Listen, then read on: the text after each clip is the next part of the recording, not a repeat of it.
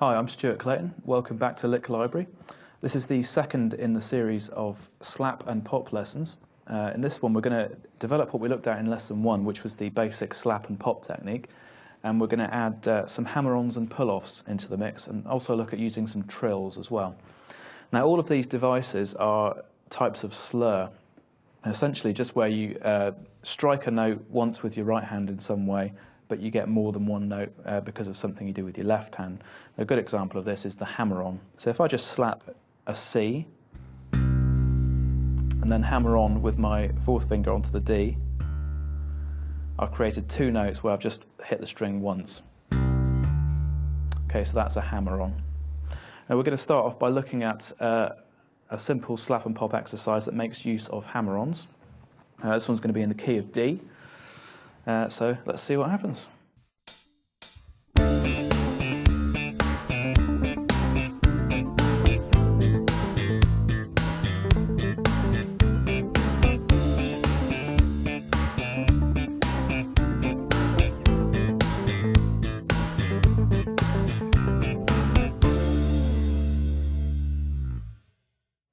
Okay, so in that exercise I was really just slapping roots and octaves and adding in the occasional hammer-on. So in the first bar I slapped a D and popped the octave, and then I played another root note followed by a hammer-on from the C to the D, so I add.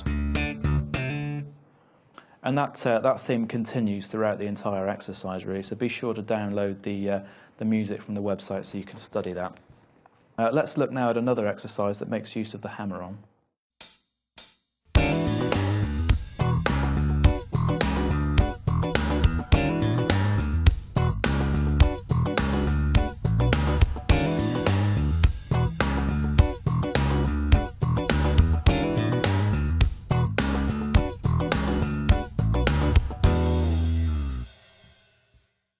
Okay, so that was a slap groove in the bass player's favourite key of E. That was mainly using notes from the minor pentatonic scale, with a few others thrown in.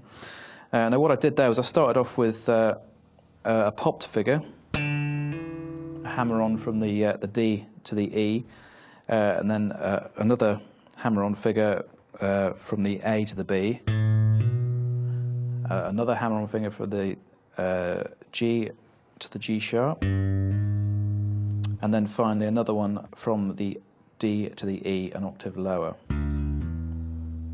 Okay, so we start off with this phrase. Okay, and then the rest of the bar was just built up of a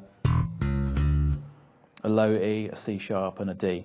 Now that really just continues throughout the entire exercise. The only difference is at the end of the fourth bar where we have a hammer-on from A to B and a slapped D. Okay, so be sure to download the music for that and study that further. We're going to look now at using pull-offs.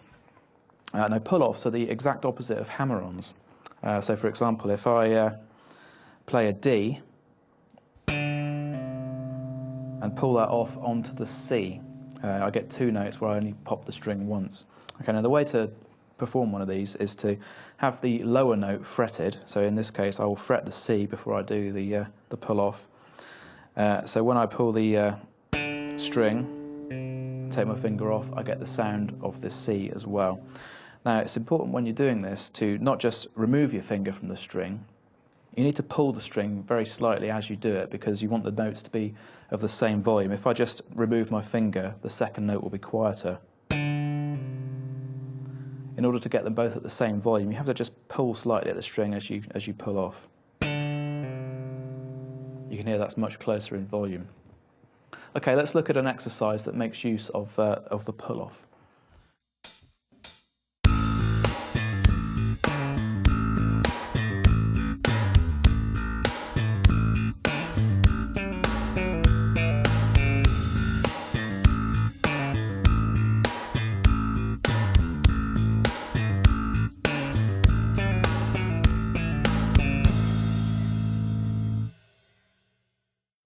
Okay, so in that exercise I was slapping mainly on the open A string. The first pull-off that I did was from the A to the G on the D string. and then at the end of the first bar, I did a D to a C sharp, followed by an A to a G. Okay, now you notice that I popped the first pull off and hammered on and did the second one with my thumb. You can pop both if it feels more natural to do so. The second bar was the same thing, but the second group of pull-offs was from the A to the G and the E to the D on the A string. The third bar was identical to the first. And in the fourth bar, I played a series of descending pull-off figures using the open A as a kind of a drone. So I played this. So the first one was from G to F sharp, the second from F sharp to E, and the third was from E to D. So that lick again.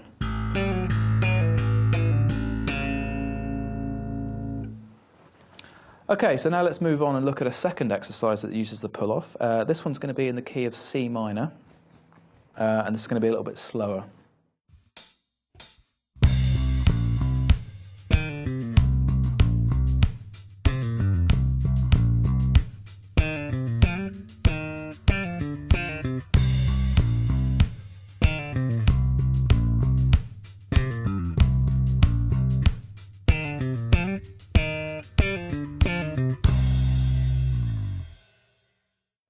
Okay, so in that exercise, I set up a basic figure at the beginning of each bar. That was followed by a beats rest, and then a series of pull-offs. The first two went from the E flat to the D, and the C to the B flat. Once again, I popped the first one and thumbed the second one. You can pop either one because they're on the top two strings, whatever feels more natural to you. In the second bar, I went from the C to the B flat and then slapped from the G to the F. Okay, both pull-offs there. Third bar was once again the same as the first. Now in the final bar, I popped an F, slid up to the G and then back to the E flat, and then I did a pull-off figure. So I went from the G to the F, and then slapped the D below it. Then pulled off from the F to the E flat, and then slapped the C. So we get. Okay, so once again, take that line and transpose it into all 12 keys and make the most of it. Download the music from the website. We'll move on now and look at the final decoration that we're going to look at in this lesson, and this is the trill. Now, a trill is basically a collection of hammer-ons and pull-offs performed in quick succession. And I'll play you an example.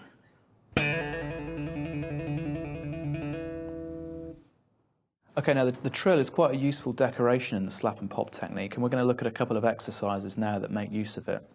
This one's going to be in the key of E again, and it should sound like this.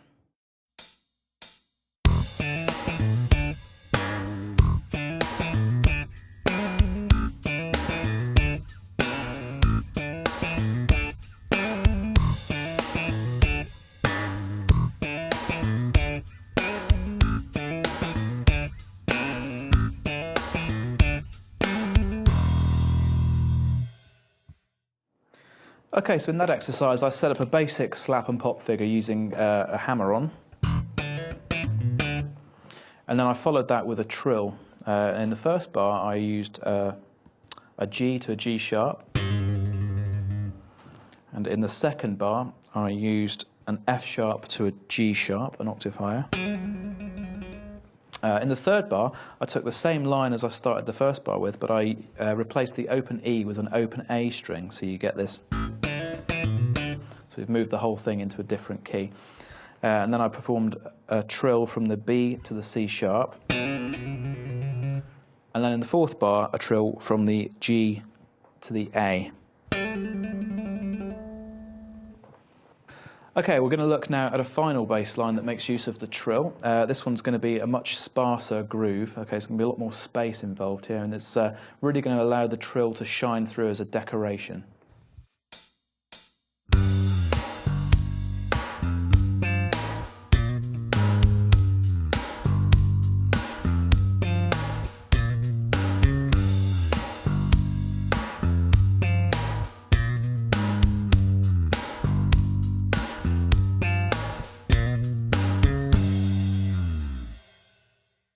Okay, so in this lesson we looked at 3 different decorations that we can add to our slap and pop playing. We looked at the hammer-on, the pull-off, and finally the trill. I think you'll find that adding all of these into your slap and pop grooves will really liven things up and make them more interesting. Okay, thanks for watching. I'll see you in the next lesson.